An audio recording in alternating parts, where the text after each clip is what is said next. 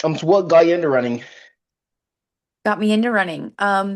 I got into running kind of by accident. I actually did cheerleading and gymnastics for a while, and I broke my arm.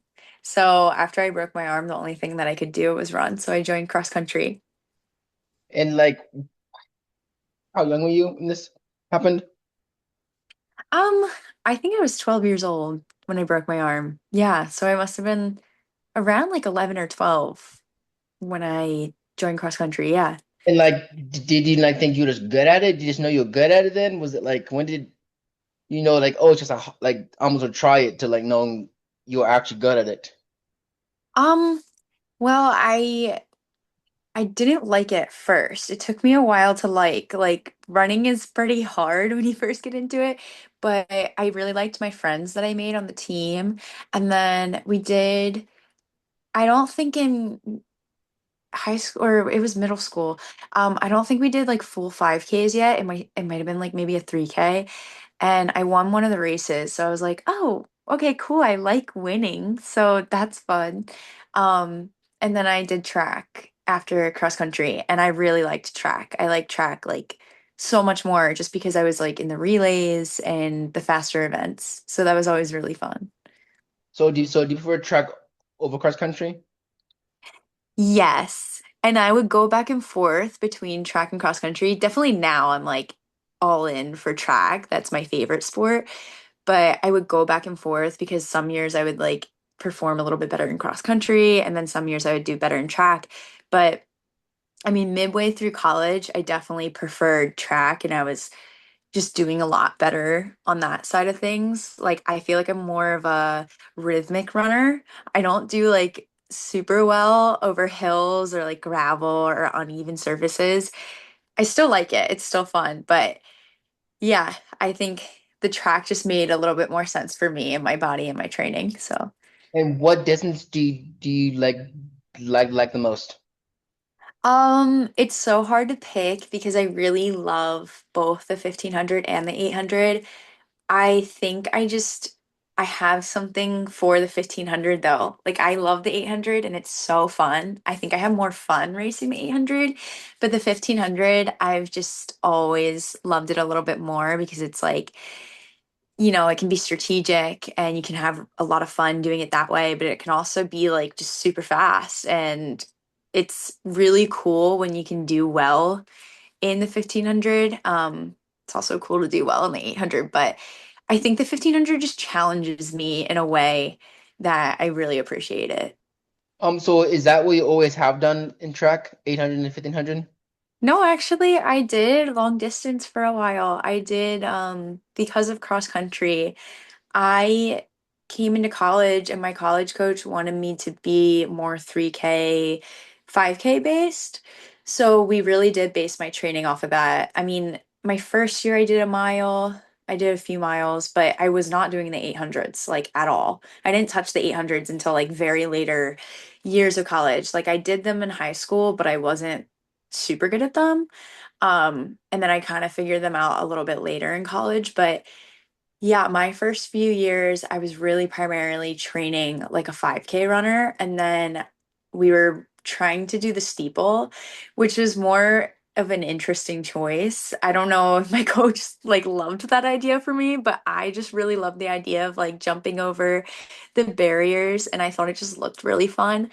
So he did train me for that. I got beat up from doing that. I actually never lined up and raced for the steeple, but I did a lot of training for it. And I have so many scars all over my knees because I'm just like super short. So it's hard to get over those barriers. And then one year we specifically trained for that steeple. It was going to be my primary event. And I ended up just like racing a really good indoor mile. And then from there, we were like, well, the mile's doing well. So, like, why don't we just stick with this? And then after that, I entered in an 800, and that one also went really well. So I was like, oh, I guess I can do the 800 now. Like, that's cool. So do you miss like doing like 3K, 5K, or do you like are you glad you chose mile Oh, 1500? I'm so glad. I'm so glad I chose the 1500 and the miles and 800s just because I think like I still kind of train on that higher volume that hasn't really changed that much. I mean, my volume's not super high, but it's on the higher end of it. So I still get that and I still like get the really good tempo work out of it. But I just think like it's easier for me to like love an 800 and love a mile than I don't know. Like I just don't have like a ton of racing experience going super well in the 5Ks and the 3Ks and stuff. I mean, like it's definitely something I would dip my toes in the future, but it's just so easy to love the 1500. Like it's such a fun event for me. So I'm definitely glad that I went with that. Um, so when did you realize that you were like not just like a regular runner, but like an actual pro athlete, like you could be a pro athlete? Like when did Oh that my click? goodness, yeah. It was actually like I feel like everything kind of came by surprise. Like it's just like everything happens so quickly and when you start to perform a little bit better, opportunities just open up. So I don't think there was like a perfect moment, but I think there was just like a lot of leading moments that I really enjoyed in the process of performing better. I think the leading moments into like entering into the next level was really the 1 year when I was training for the steeplechase and then fell into the mile. And when I raced that mile, it was just like an opening. Like it opened a lot of opportunity. It made me realize, like, wow, like I think I can actually be a little bit good at this. Like, let's dip our toes into this a little bit more. And then a few weeks later, I ran the 800, and that one just like clicked really well for me. And I was like, wait, like, my next step, I want to make it to NCAs and then like see how much I can get from there and like see, I just always wanted to see like how far I could get in the sport. And I think like that's very much how I am now. Like I'm always just trying to like see how much better I can get and see like how I can push myself to the next level. So I don't think there's like a perfect moment, but there are a lot of leading moments and a lot of coaches and people involved in those moments that like really helped me and see like that vision for myself. Because I think for a long time, like I wasn't seeing the vision. I was like just running and it was fun, but there's a lot of people who encourage to take that next step. So like so you mean like for a while you just thought, oh, I'm running college and be done? Or do you think you keep running after college? Yeah, I like, it's funny, like I first went to college and when I went to school, I had no idea running was like gonna be as big as it was for me. I went in with a psych major and I was just always like very about school. Like I love school and I loved my entire experience at Ryder. I School was like my favorite thing and track was like the second thing. So I spent that whole first 2 years in my psych major and then one day I kind of like decided that I wanted to go and change my major to an art program. And then I think that change like kind of just brought out this creativity in me, which almost translated into track. Like I just felt like a little bit more free, a little bit more open to possibilities. And then track was starting to click a little bit more. Um, and I still didn't think it was going to translate into pro running though. Like I was so not expecting that until my later years of college. And then once I came into my fifth year, I was like, okay, there's a chance that this could become very serious and like I could make this a thing that I do and potentially go pro. But I think it took like honestly that entire year to like really adapt to that mindset. And that was also the Olympic year. So, yeah, I was just very focused on, okay, I want to get to the Olympic trials and like see what happens. And then I did qualify for the Olympic trials. And then I had brands reaching out to me. So it was just like so surreal in that timing. It just happened so quickly, but it was really exciting. So why go with Brooks? Like why would you choose them over any other deal? Yeah. Yeah. I mean, Brooks, like from my outlook, looking in, there were a lot of teams and there was a lot of other athletes and good groups, but I was really interested in Brooks because they give like the most team dynamic and a lot of really good structure. And that's what I had at Ryder when I was competing there. I just had a really good coach and I had really good teammates and really good structure. And that's what I wanted to translate into pro running. And when Danny reached out to me, I just got on the phone with him and he's just like really knowledgeable in what he's doing. And I just really trusted that like Danny would be the one to be able to take me to another level that I wanted to go to. And I could get like the best elevation out of myself. And I just really liked listening to like all the things that he had to say. He talked really highly of his athletes and just like learning more about the aspects of altitude training. Like that was something that I wasn't really touching before. So I didn't know a lot. And he just connected all the dots for that to me and like all those questions that I had. And then afterwards, I got to meet the teammates and I really, really looked up to some of those teammates. Like I mean, Josh at the time was doing very well. The other women and men were also doing very well. And I just really felt like I could fit there. And I'm so glad that I made that decision because I think that that was the biggest decision and the best decision I could have made. Like, I train with these people every day, they become your best friends. It's like a family.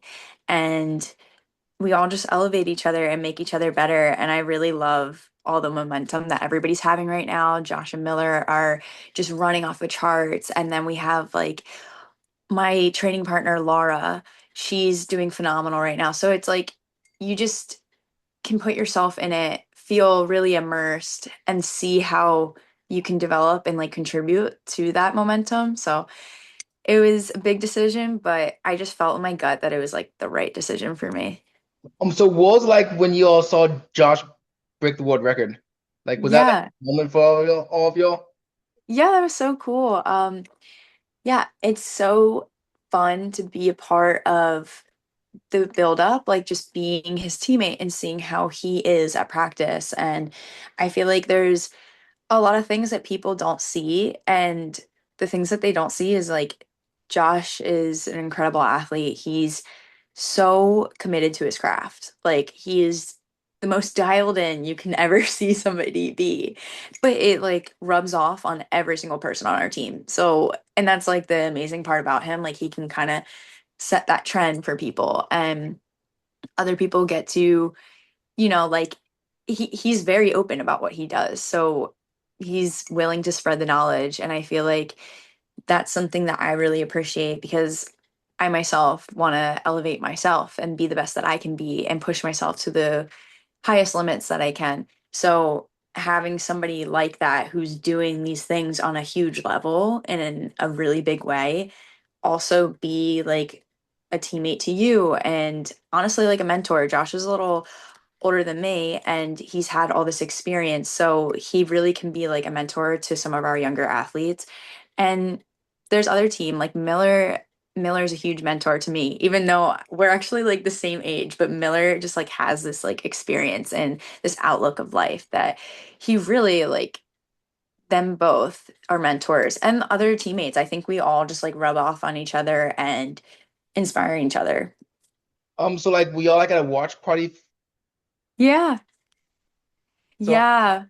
like all like freaking out once saw he broke the record, I'm guessing. Yeah, yeah, we had a watch party. It was like that I can't compare to like what that feels like. I feel like the only thing you can compare it to is like when you're watching the Olympics and you're just like, "Oh my God, like what's gonna happen?" But you know what's gonna happen because he's been training for it for so long and we've been watching him do it. We just knew that he was gonna do it. Like we knew. It was just like it wasn't a question. There was no hesitation.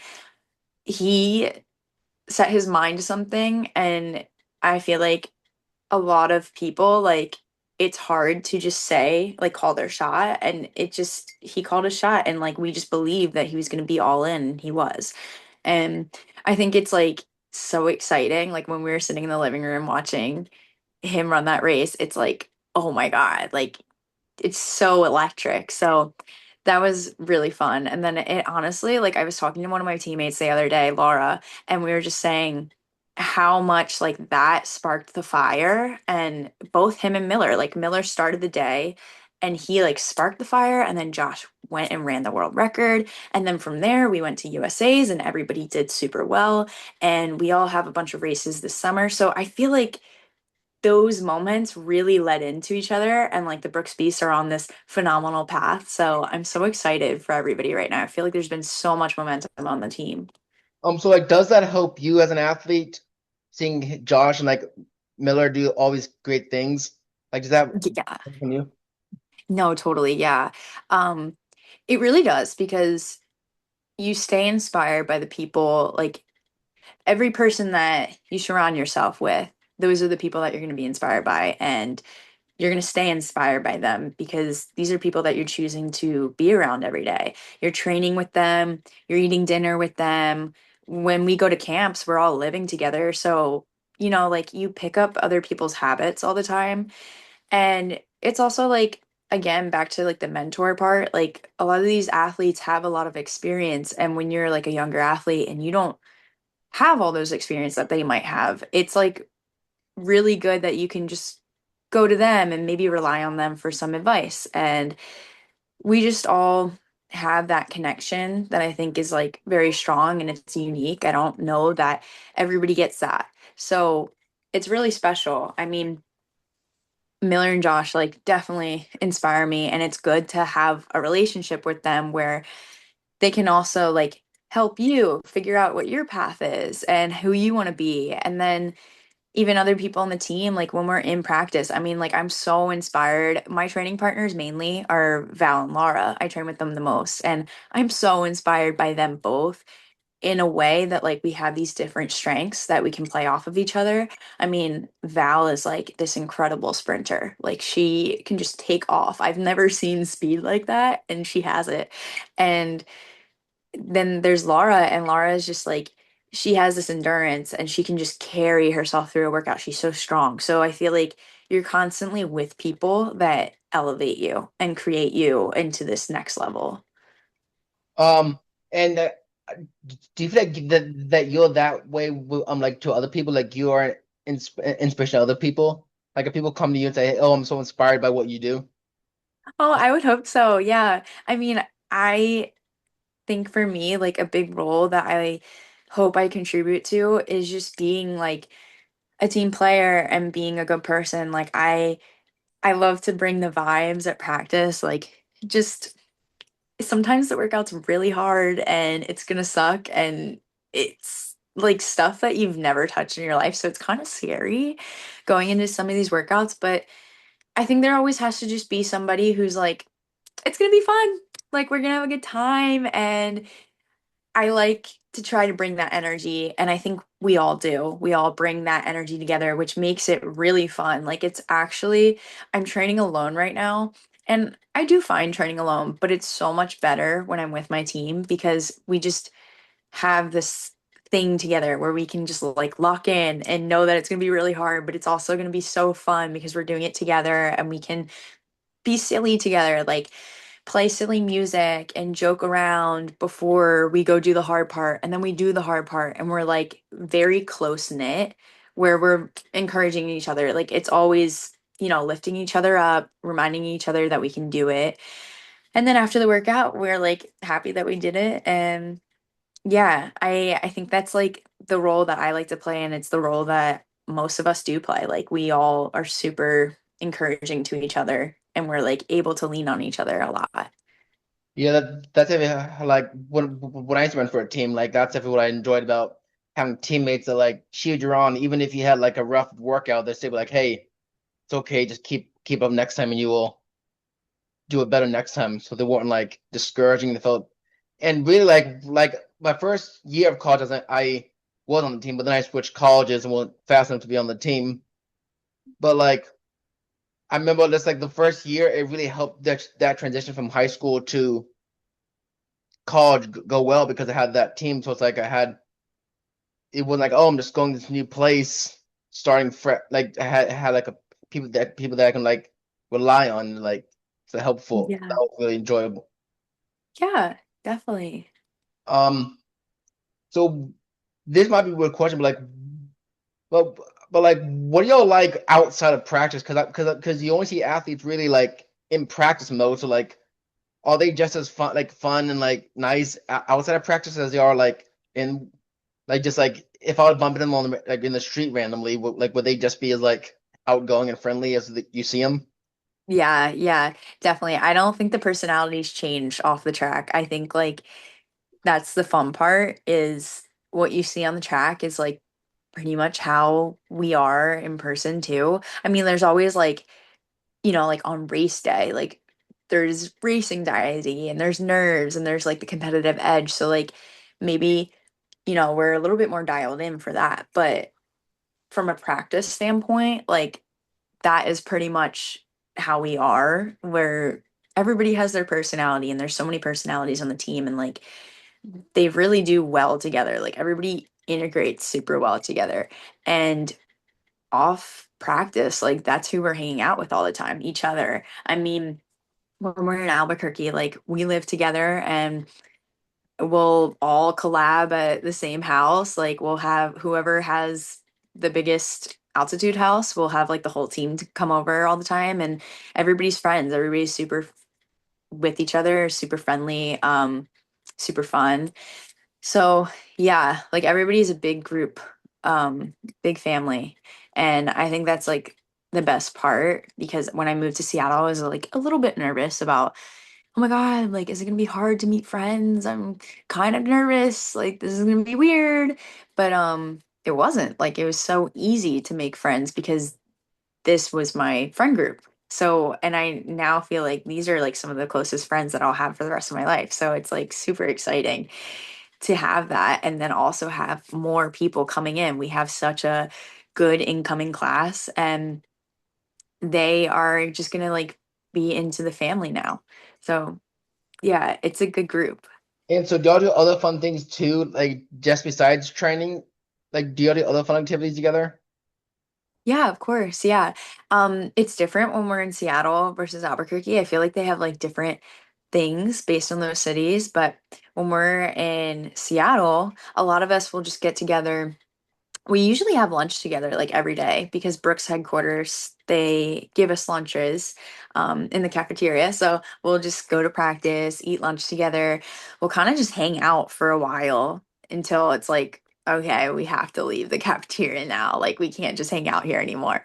But then there's like so many things to do in the city of Seattle. There's like all these sports games and sporting events, and then there's the waterfront, and there's like a beach in Seattle. So I feel like honestly, oh, also big on houseboats. A lot of our teammates have had houseboats on our team, so we do cold plunges together. We'll jump in the water and then we'll go back to the houseboat, eat food, um, do a run or something. So yeah, we're always doing stuff in Seattle. I feel like there's never a dull moment. Like it's every weekend. And then when we're in Albuquerque, I think it's like a little bit more of a specific training block for us.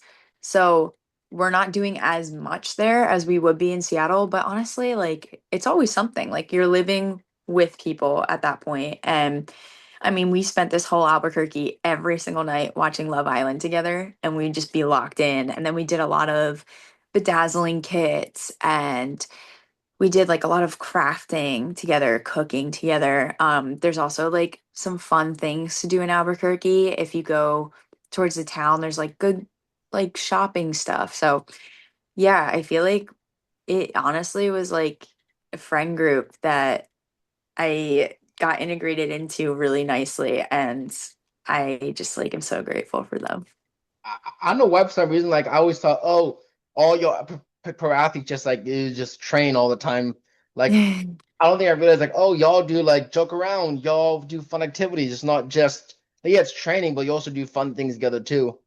Yeah. Yeah, definitely. The balance is like so important.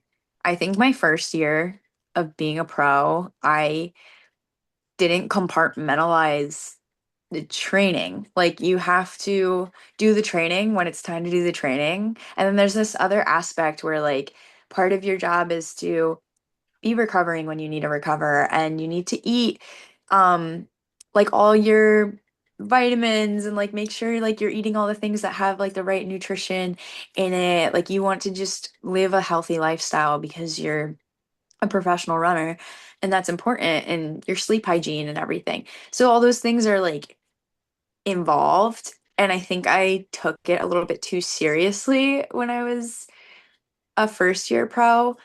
I wouldn't say too seriously. I was just learning and I was adapting. But I mean, ultimately, it's just a lifestyle. So when you start looking at it as like, this is the lifestyle that I live, it's not like something I have to do, it's something I get to do. And it gets a lot easier to look at it that way. And in your lifestyle, you need balance. So you need time that you can just like goof around and be with your friends. Like everybody needs that in every lifestyle. So I think this year, like I've started looking at it that way and I stopped limiting myself on fun. And fun is important. So yeah, it's definitely fun. So I guess, do you have any most races this season coming up at all? Yeah, yeah, I have a few more races coming up. I have the Sir Walter race that's going to be on Friday next week. Um, I think the date is August 8th. So tune in for that one. And then I have a Westchester race coming up. That's going to be the following weekend. I'll run the 800. And there's some other races in the summer that are TBD right now. We're trying to figure out that race schedule. But yeah, I definitely have more races coming up. So for race schedule, like how does it work on a pro level? Like, did your coach just find them and then saying you're doing this, or do you like talk to, hey, I would like, do you just like, how do you find races when you're? Yeah, it's like a little bit of both. I think like it depends like who you are and some pros, if they're not like on a team, they might not go with all their teammates. They might just like pick out things that work for their schedule and figure out what they want. It's a little bit different than college. Like in college, you're just told what you're going to be doing and you're just entered in the races and your college coach figures out everything and it's like okay, like and you just get handed a schedule. For the pro level, you have a lot more autonomy where you're a part of the planning process. And what I really like about the Brooks piece is they are like so structured. So Danny will kind of pick out the races that are really going to be important for us and he'll pick out the races that like are going to be perfect to our peaking. So we'll like go and do a race and then we'll go to camp and then we'll go do a race while we're in camp and come back to camp and then we'll be ready for USA's. So he he's like so smart. He just figures it out to like perfectly fit into our training. So usually most of the people on the team will do those races and there's like a few in season before USA's and we'll make sure that we get those races in, we get the times that we need to do well at USA's or get our qualifier in. And then they usually line up that you run like maybe a season's best or a personal best right before USA's. So then you get like a little confidence boost and then you go to USA's and you do well at USA's. And then post USA's racing schedule is like a little bit more up to you. Um, and I usually just go back to my coach. I ask him what he thinks, and he'll kind of like sit there with me and figure out which races make sense and maybe some that we don't need to do and some that would be really good. And then some athletes have agents, and your agent can also like have a little bit of a say and help you out there too. So I'm represented by Ray Flynn, and he helps me a lot figuring out like where I'm gonna go because I don't know everything. I look at this comprehensive schedule and I'm like, oh my God, there's so many races. Like, I have no idea what I should do. So, like, there's a lot of people to help you. And I think that's like the good thing about Brooks. They have like such a good structure. And that's something that I need as an athlete. And would you say that like you have your opinion heard? So like, if he's, I don't know, like if he said you're doing 800, but you feel like you do better at this race for the 1500, then could you say, hey, I want to do like I think the 1500 will be better, or Yeah. more like you're doing 800? There's no discussion about it. Oh no, 100%. Like Danny is so, so good at giving you good feedback, but also just like listening to what your needs are. And that was something that we talked about last year. We didn't know where I was going to fall, like more towards the 1500 and the 800. And I just felt like a little bit more strongly about the 1500. And I like didn't know exactly though because he's the coach and he's writing the training and I'm just like the runner. And I feel like sometimes like I don't have an idea of where I'm at. And it's like nice to have a coach where like they're seeing you at practice, they kind of know what your strengths are.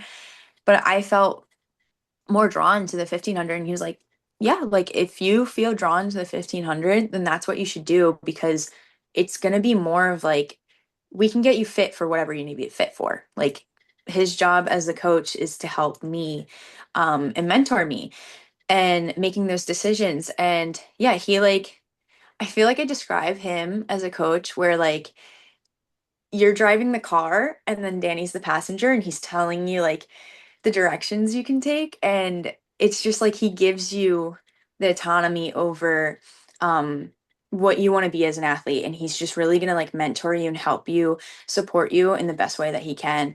And yeah, that happened this year too. I qualified for both the 800 and the 1500 and I we talked about doing the 1500 though. We were so confident in that and I just feel like he fully trusts me and believes in the things that like I believe so we can like collab together and it just works really well where Danny's a great coach to like help you point you in the right direction but gives you the autonomy to like make your own decisions.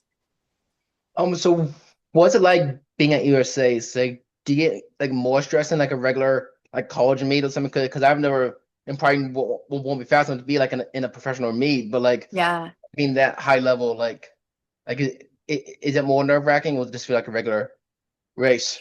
Yeah, in the past it's always been like the biggest race of the year where I get the most race anxiety and that's something that I really had to work on this year specifically. I've like worked on that so much because it's been such a void for me in the past. I've always done well leading up to USA's and then I get to USA's and I just like blow up and it's like it doesn't live up to the expectation that I had for myself.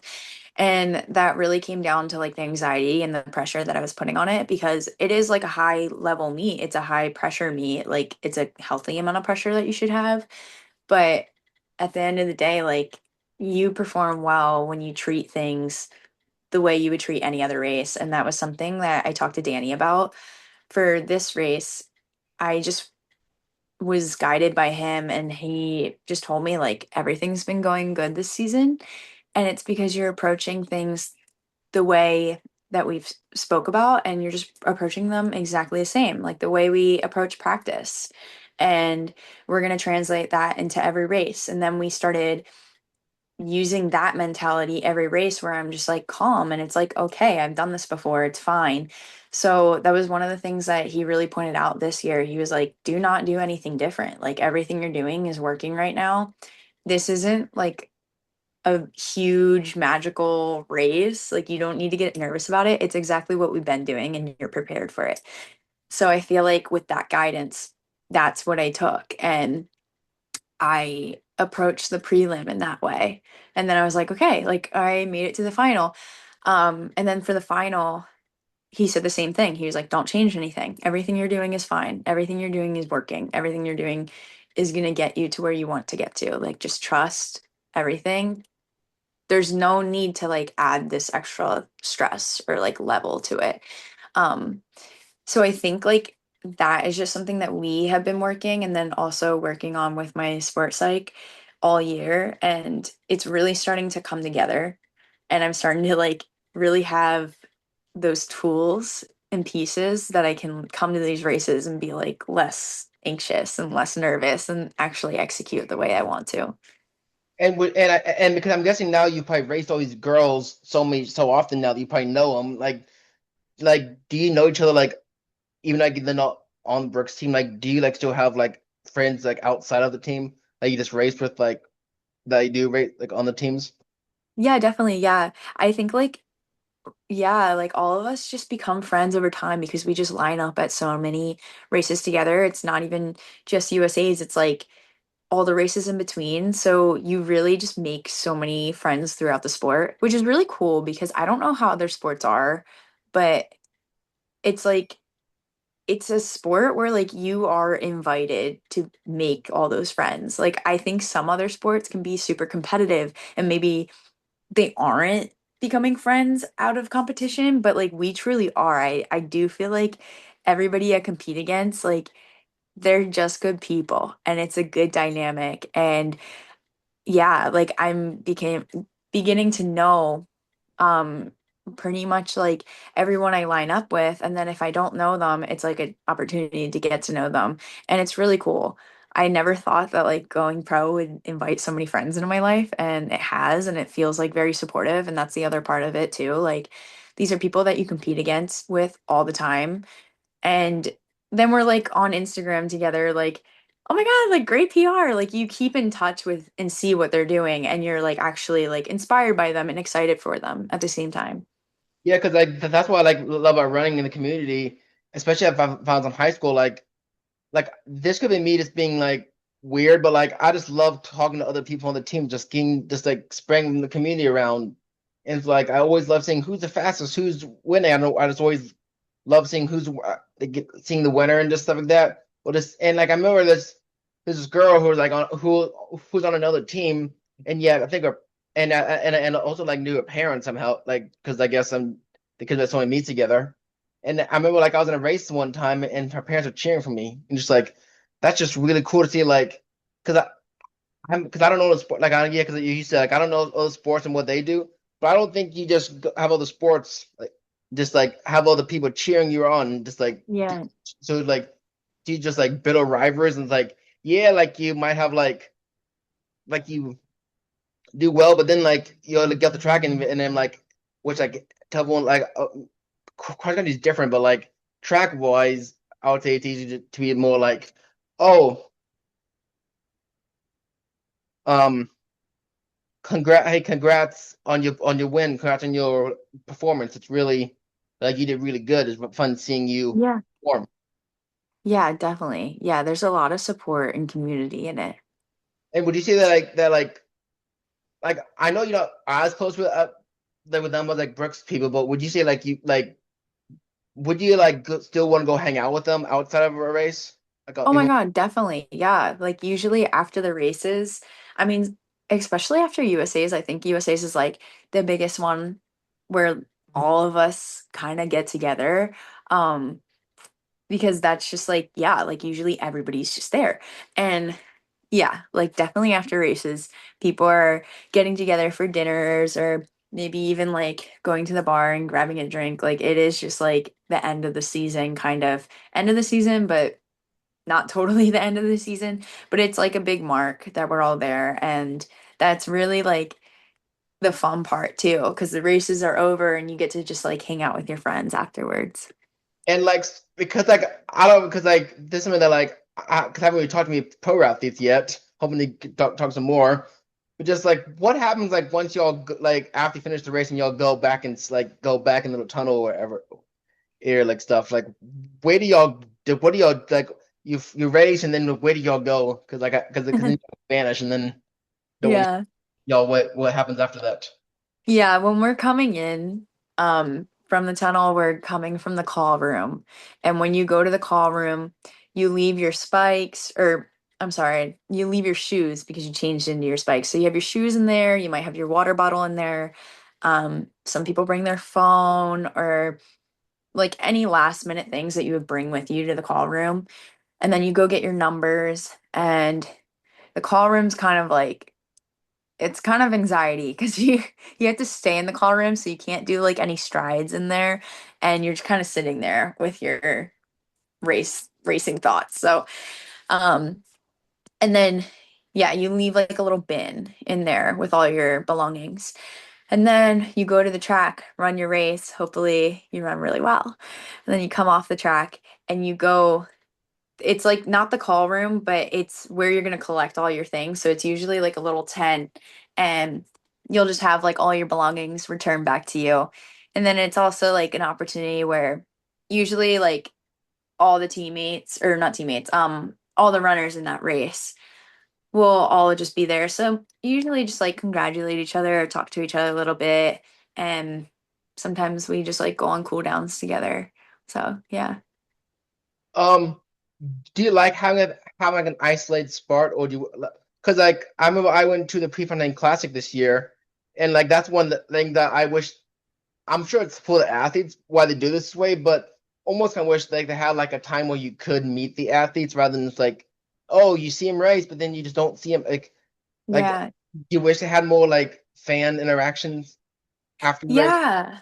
Yeah, I definitely do. I think like some meets do really well with the fan interactions, and I love those meets because you really get to like meet people, and especially the ones where there's like a lot of young athletes that will come up, like a lot of high schoolers or middle school athletes. And I think those are the ones that like leave the strongest impact because those are the next generation of runners. And yeah, the young fans are the best fans because you're really like inspiring them to be active and to be joined in sports. And yeah, I think most meets will do like pretty good on that, where a lot of the kids will come up to like right before you go into the tunnel, there's like a bunch of kids and they have things for you to sign and stuff.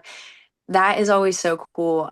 USA's is like good on that, but you kind of just go into the tunnel right away. So there's no chance to like take pictures with people and stuff. But there's other meets, like sound running does really well with that, where like you kind of get spit off the track, but then right where you're at, there's like an opportunity where you can talk to a lot of fans and stuff. And I definitely agree the push for integrating the fans and the athletes together is good for the sport. So I'd love to see more of that. Yeah, because like that's one of the biggest like when I went to the pre-classic, what I say was the biggest problem was it just seems so like unless like like or like the problem is like unless you pay like a lot of money, you're not to get in this like, special place. You're not gonna like I could get why that's thing, but also feel like it should be like obviously you won't get like a as long, but like you should everyone should have opportunity to Yeah. go see him or at least to like just like or at least just to have like or like if or maybe I was thinking like just like obviously can't because I can't talk to them because that's why but the people there, but just like have like them just standing there and then y'all taking pictures with people or something that or just like signing things because Hmm. that being the cool idea to like so you can like actually meet the athletes that you've been watching, but also like help them and engage too.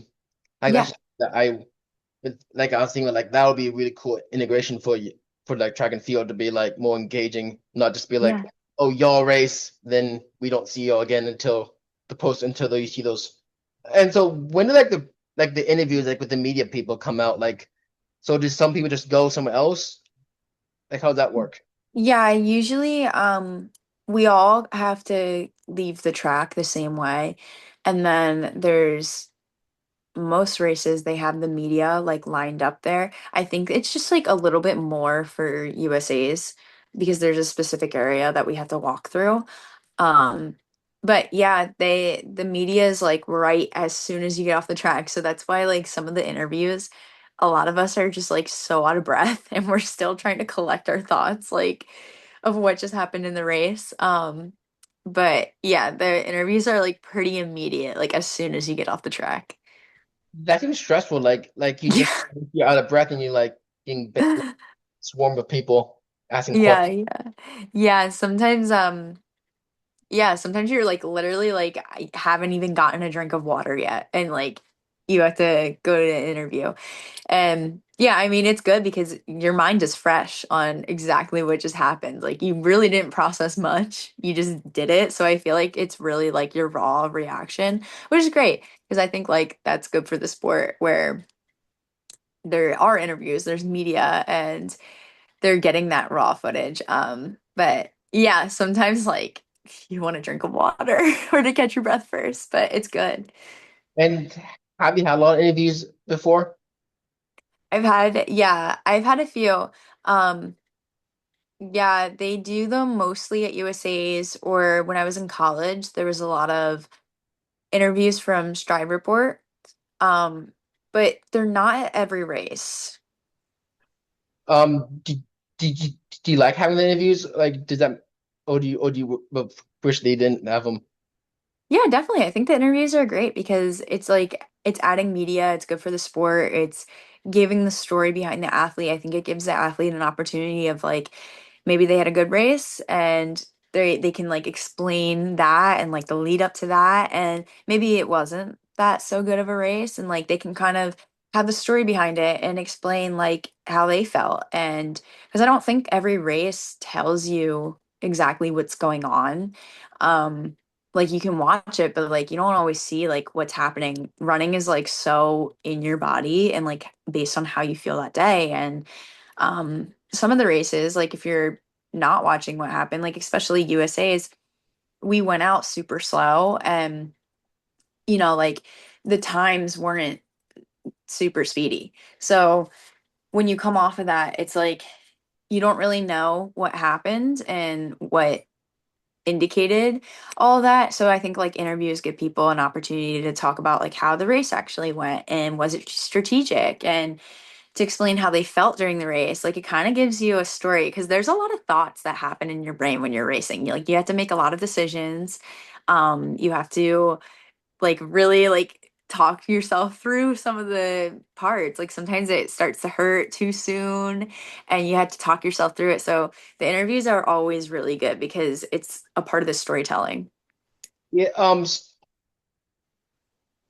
So why were so many races like? Because I know the 10K was extremely slow for like both men and women. Like, was it hot those days? Was it just like no one wants to do anything and just like what? Like, why was that most of the races so not what people are capable of, or like fast forward? Yeah. Yeah, I think like that is so like specific for the championship style of racing. It's like you just never know what it's going to be. You just have to be prepared for anything. Like every event, I would say, is applicable to that, where it you have to expect that they're going to go out in an all-out sprint and you might catch yourself a PR, or you also have to expect that like we might be going out super strategic and it might be a little slower in the beginning and then be an all out sprint at the end. Like it really, you just never know what it's going to be. And you just have to be prepared for that. And I think like some of my previous years at USA's, I wasn't prepared for that. I was kind of more prepared for like, oh, we're just gonna go so fast because everybody here is obviously fast. Like it takes a fast person to get to USA, so you just expect it to be that way, but it's really not. Like sometimes it's very strategic and there's multiple ways to run a race.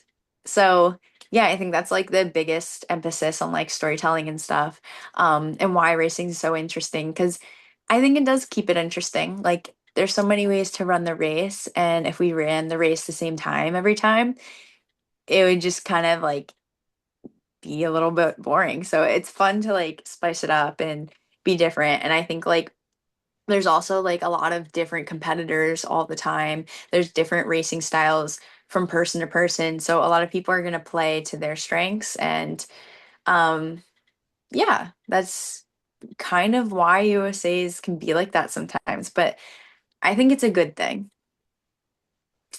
Okay, I feel like for me, I'll be like, oh, I'm going faster in practice than I am like in an actual race. So I feel like what's going through your mind like when you're going that slow? Like, oh, like I can do Mhm. this easily. Like, does that mess with your mind at all? I guess. It's definitely like something you try not to think about like while you're going, because you just have to be like trusting your racing instincts and really focus on what's happening in front of you. If you My sports psych likes to say that if you're racing a lot of the thoughts while you're racing, like you have a lot of racing thoughts happening in your mind while you're actually physically racing, that makes you slow. So you really have to like focus on what's happening in front of you. And I mean, definitely during the final, I came through, looked at the clock really quick, and I think I saw that we came in through like a 70. And I was like, "Oh my God, like okay, that's slow." But like it in previous years, I would have gotten stressed out about it and made really harsh moves that my body wouldn't have like been able to respond to right away. And this year I approached it differently. I just like noticed that we were going slow and I was like, okay, that's fine. I just had to be prepared that like 400 meters to go, everybody's gonna kick, and I just have to be able to like hold that and hope that I can be one of the ones who has a strong kick at the end. So, um, that's a lot of it. You just have to like control your thoughts and navigate how you're gonna approach the next lap. And I think that's honestly all of it. Yeah, because like I love fast race because you see fast times, but also it's fun seeing that like when you have those slow races because then you see like a low 50s last ha- lap and it's like for the guys at least for the girls like probably 57, 58 last lap. It's like how do y'all shift that like because obviously you know it's when it comes to like do you think that you're good with responding to like dropping that fast? I think that I'm getting better at it for sure. Like in my previous years at USA's, it was the same setup and I struggled a lot with that. I just wasn't expecting the gear change, but that's something that like we do at practice. We do a lot of gear changing things, but you have to just like know that it's going to happen in the race or it could just be like consistent the whole time. But you just have to be open to like what the race is going to be like. You have to be flexible and not be too like focused on one way to run the race. You have to be open to multiple ways to run a race. So I think it's just like the less thinking and thought you put into it and like more trust into your body being able to handle it is actually like the better way of going. Um Personally for the final, when we closed that fast, I wasn't thinking that I wasn't able to handle it. I was just like I spent actually too much time trying to get in a better position. And I think that's also something that like can slow you down a little bit because if you're constantly thinking like, oh, I'm not in a good position, I need to get in a better position, that's just adding more stress to your mind when you're already doing something stressful. So those are things that like I would have liked to clean up a little bit. And in the future, it's like good experience to get because in the future then I can like know that about myself and not do it in the same way. Yeah. So I got so like in a race, like if you see that move being made, do you like if you know you don't have it, do you still try to hold them or do you just still try to run? Like do you focus on like trying to catch them or just doing what you can like just focus on yourself and what you can do? Um, I feel like that like I don't know that like you process it that way because like I just think that you have to just believe that you do have it and that you can like there's definitely days that you're gonna like come through 400 meters and be like how am I even gonna get to the finish line. There's days that it's like that, but I think like more often than not you're just so fit and you're fit enough and like racing is kind of magical where like you can surprise yourself too. Like we just train all year for it. So you're always prepared.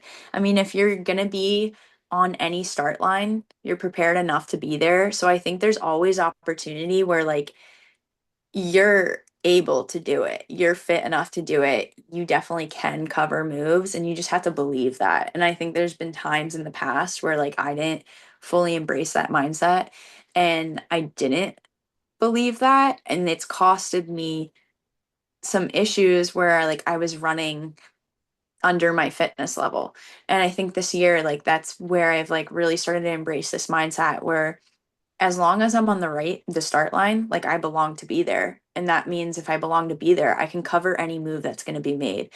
And yeah, I think you just had like fully need to believe in that because you can surprise yourself in so many ways just adapting to that like mindset. I was gonna call of that like because I know that Nikki Hiltz won it. So like when you know like how good she is, how many things she's won, like does that freak you out? Like oh, like she's probably gonna win it again. Like do you think like do you ever think about that, or do you think oh I can beat everyone? Like is like how do you think like oh they're gonna win it? Yeah, they're they're definitely like on a hold of like they've gotten so many consecutive titles at this point. So they're like a really respectable athlete, but I just still think that every time you're in a start line, like anything can happen, and you just have to be open to anything that can happen, no matter what. So it doesn't, I think it's like less of looking at who's in the race and just like trusting yourself and knowing like what you're capable of doing and believing what you can do. And definitely keying off of people is good. Like there's so many athletes, including Nikki, that are super talented and very respectable. So you definitely do know that like they might have different strengths than you, but you have to just like know that you have strengths too and key off of your own strengths. And I think it's like more narrating it towards how can I make this into a race that I'm going to benefit off of? Or maybe I know exactly who's in the race and how they race. So like I can key off of how they're going to race and just like put myself in that position and like cover all the moves. And I think like anytime that you're able to be in a smooth race where you can cover all the moves, you're putting yourself in a really good position towards the end that you might have an outcome that you really like. So I think it's more so that like there's definitely going to be these star athletes in every race that you're in, but the closer that like every time you're lining up on that start line and you're in those races, it's just like a really motivating moment to know that like you're getting closer to the athlete that they can be and that you want to be. So you don't get nervous at all, like when you're racing them, because like if I was like in a field with like, oh, this one's like an Olympian, they've won like an Olympic medal or something like that, and now I'm about to race them, like, but and I haven't won an Olympic medal or something like that, that would freak me out. Like, Mhm. how do you not like? Does that not get to your head, thinking, oh, they have done things that I've not done?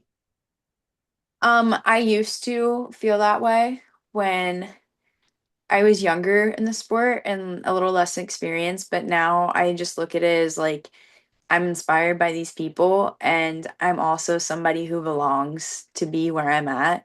So I just lean on that every time. Like if I'm going to be on the start line, I belong to be there. So I don't need to feel threatened by competitors because every competitor is going to help you elevate yourself to the next level.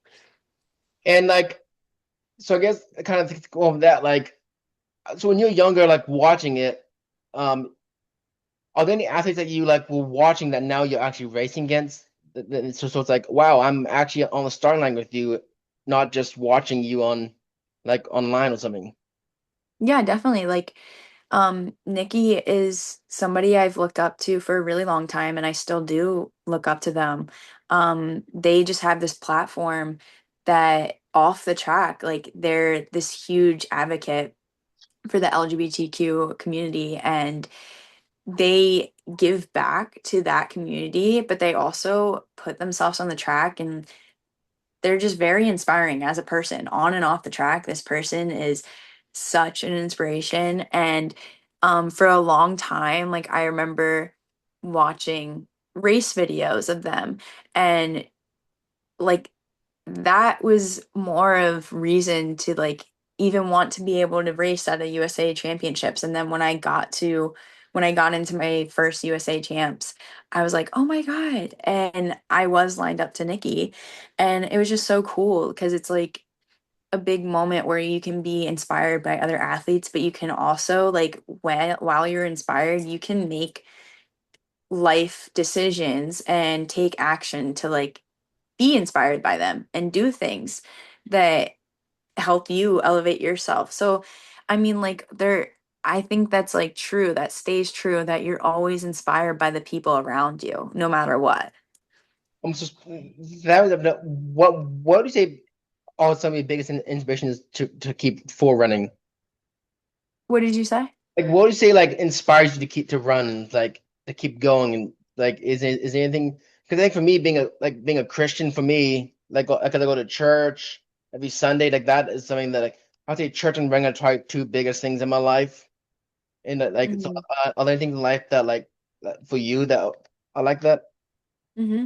Yeah, I think there's like a few things that inspire that because there's just a lot of parts of me and like what makes me me and people that have helped me get to the places that I want to be in. A lot of it has to do with my family and my friends. Like they really inspire me to just keep going. They support me really well, and they're they try to be at like all the races that they can be at, and they're like my biggest cheerleaders. So I feel like an immense amount of support from them. And then also just like being on a team where those people really are invested in you, and like they're watching you elevate yourself and you're watching them elevate yourself, like you stay inspired in that. And I think like ultimately like there's just this part of yourself that you want to just see how far you can push your body and what level you can get to. And it's like more than running. Like, I feel like the biggest thing that I've learned this year is there's this build of confidence and self trust. And I appreciate that amount of work I've done this year because those are things that I'm going to take with me in every aspect of life. And I think like you find things out about yourself through the sport because it's a really challenging sport, and it's not linear. Like there will be a lot of hard parts, and there's going to be a lot of ups and a lot of downs, and you just got to like ride those moments, but you find out a lot of things about yourself, and I think that's like the growing aspect of it. Um, Also, so random thing, but I like your faith of field quote you had on your bio. Oh, thank you. Yeah. Like a quote with someone, was it your thing? Like, It's a biblical quote actually. Yeah. so do you go to church too? Um yeah, I was raised very Christian, and my family is Christian. Um and yeah, that quote like really stands out to me. Are a lot of people on the Brooks team Christian or any of them? Do you know? I'm not sure actually. But would you say like your faith helps you like run too? Like the faith? Yeah. Yeah, definitely. Yeah, I would say like I can lean on my family and my religion. I'm just like I can't do everything myself, so I need the strength to like lean on. But yeah, that's a big aspect of me personally. Yeah. Um, so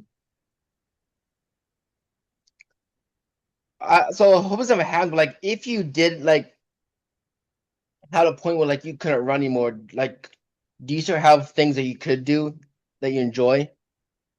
Yes, I'm really into art and creativity, so I have like a lot of hobbies in that, but I'm also into social media and marketing. There's like a lot of things that I really enjoy, and I help um or I contribute into those, pouring into those cups constantly because I think it helps me as a runner to not be so like centered on one thing. So so like for pro runners like is that your job that you do or do you have other things that you do on top of running? Yeah, that is my job, yeah. Like is that cool having like a job that like you run for a living, not like since say like an office or something like that? Like do you like having a running as a job?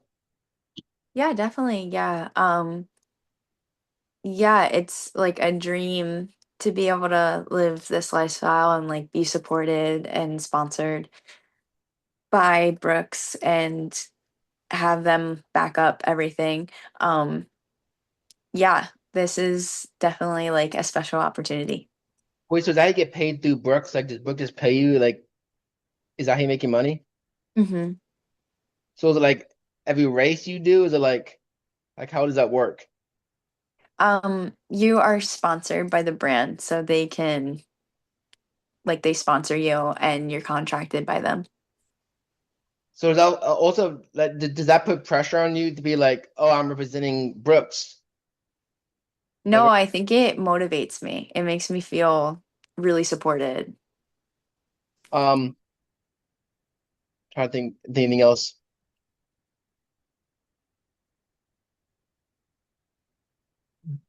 Do you think that you ever go into go into like road racing, or just try to be more strict, or just stay at the track? I have done a road race and I'm going to plan to do a road race in September. So I definitely am open to road racing, yeah. Like 5K road race? No, miles. Um, Yeah. would you ever want to do a 5K, 10K, maybe like a marathon? Could you see yourself doing those? Maybe far in the future. Not anytime soon. So I guess what's your goal for this upcoming race? Like, do you have a goal for it? Um, I my goal is to do the best that I can do and just believe in myself and trust everything that I've been doing. I've been trying to not put too many outcome goals on anything this season, and that's been working really well for me. So I'm just gonna go in it and trust that I will do well. So you just go on races just like not have a set goal. So like, how do you know if you like? So what makes it a good day or a bad day then? If you don't have like those. I mean, I think that there's really like I don't really believe in a bad day. I think that there's definitely good days and there's PRs which are really good, but I don't even think those indicate a good day. I try to steer away from thinking that there's a bad outcome.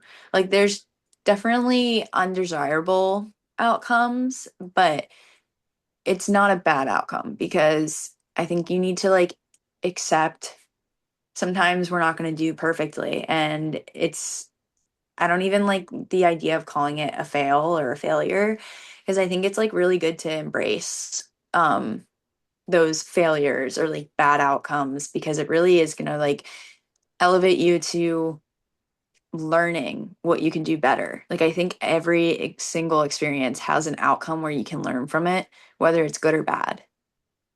So like, how do you So like, if you like set a goal or have a goal in mind, but then you run well slower than that, and it's like doing a fast race, so it's not like a tactical race, but like you're just having like a really bad day, you're hurting, and just can't like you just kept slowing down. Like, how does that like?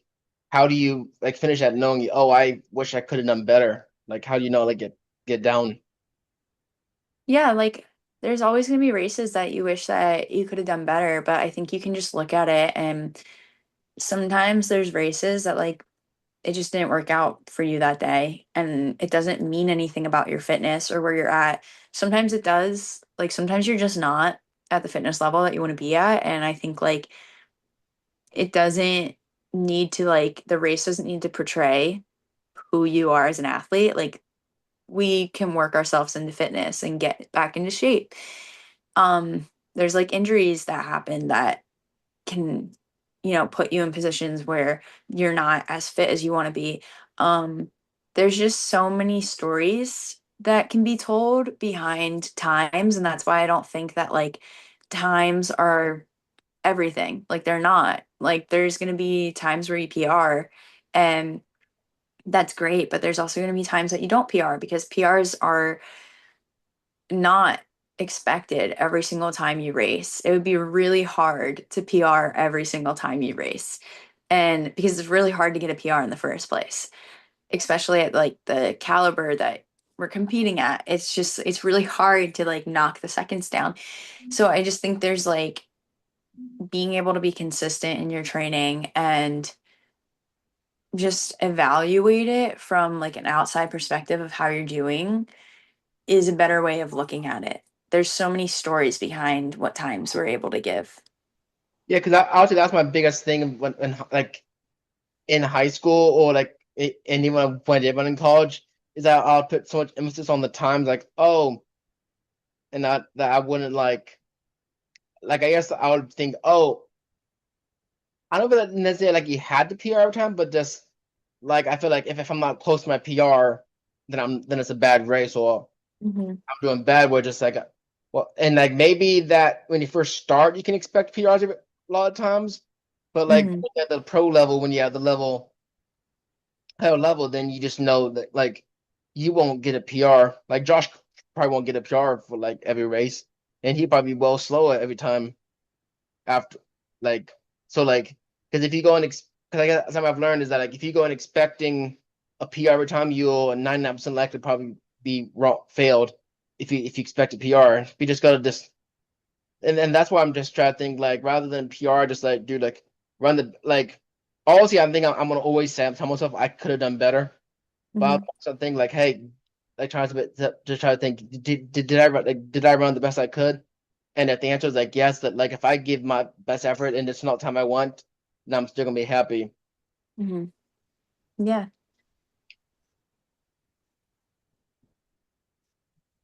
I'm trying to think is there anything else I haven't really asked that's like important to you, I guess? That makes sense. I feel like we asked so many questions and we covered so many things. So yeah, I appreciate you reaching out to me and like doing this together today. Yeah, of course, because like I've read like initially when I first started these, like it was more like an interview, like I'm interviewing them. But then I Hmm. was like I don't like it the way had things. So rather than so I kind of switched. I forgot really when I start switch it up. But now I kind of switch up to be more like even though I still call them interviews because it sounds better. I Hmm. want to be more like just like a coffee shop talk. Just Yeah. kind of like you're at a coffee shop with a friend, just talking about running and I'll share a Hmm. passion of running.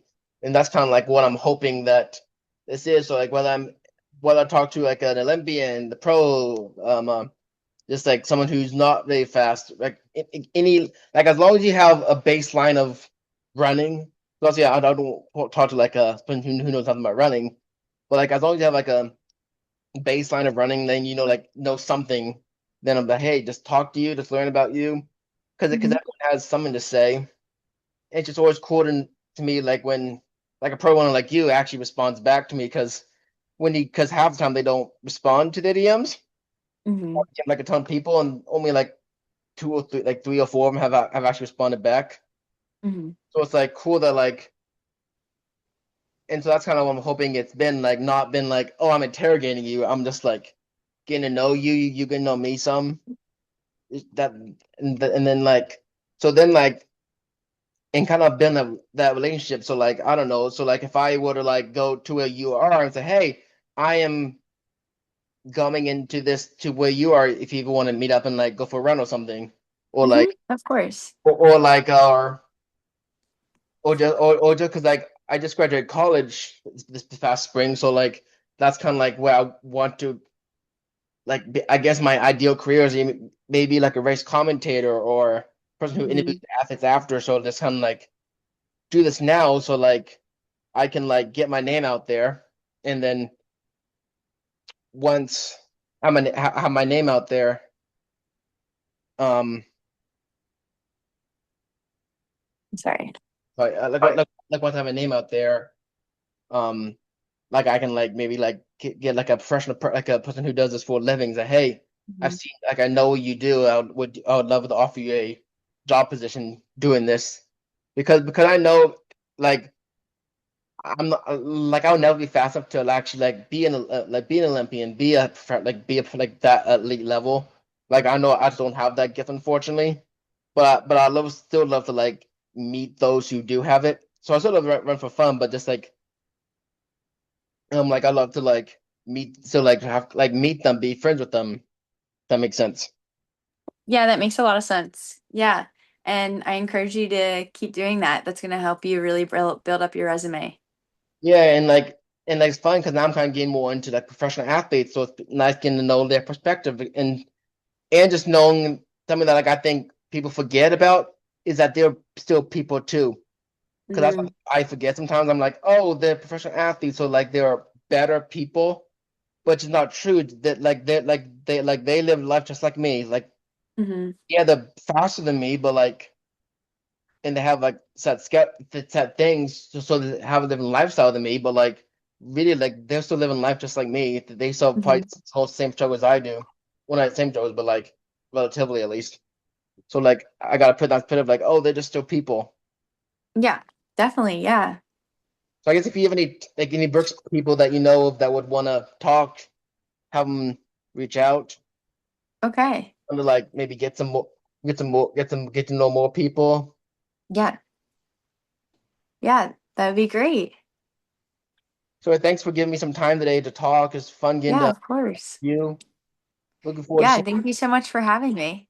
Of course, love having people just and if you see how willing people are to do is y'all don't know me. The fact that y'all just so willing to that just means even a lot to me to say like I'm trying to get to know you, but I'm also knowing like you don't know me. And I could Mhm. like not even be real, but just fact you like then you know what I would do this and like I would talk to you. That's just really cool to me. Like how willing people are to talk. Now sometimes they're Mhm. all like, oh, I don't want to like sometimes whether it be like a language barrier or something like, oh, like I don't feel comfortable talking. To have gone that a couple times, or like I don't feel comfortable talking. But usually there are like even if they're not comfortable talking, they're not rude about it. They're not like, oh, Mhm. I can't, I don't want to talk to you. It's more Yeah, like definitely. it's more like, thank you so much for the opportunity. Thanks for asking, but I unfortunately don't feel comfortable talking that. But thank you for the offer, which I think is really cool about our sport. That like even though they may not want to talk, they still get the thank you. So I Mhm. still get that recognition, I guess. Yeah, definitely. Yeah, thank you so much for having me today. Of It was course. really good talking together and Yeah, learning about each other. yeah, make it talk again another time. And looking Yeah, forward to what you all on the Brooks Beast do next and to see what all y'all accomplish. yeah, great. Thank you for following up with us. Of course, love doing it. Thank you. All right. Look forward to keeping up with your account. Okay, thanks. All right. Thank you. Yeah, Have a good one. thanks you too. Bye.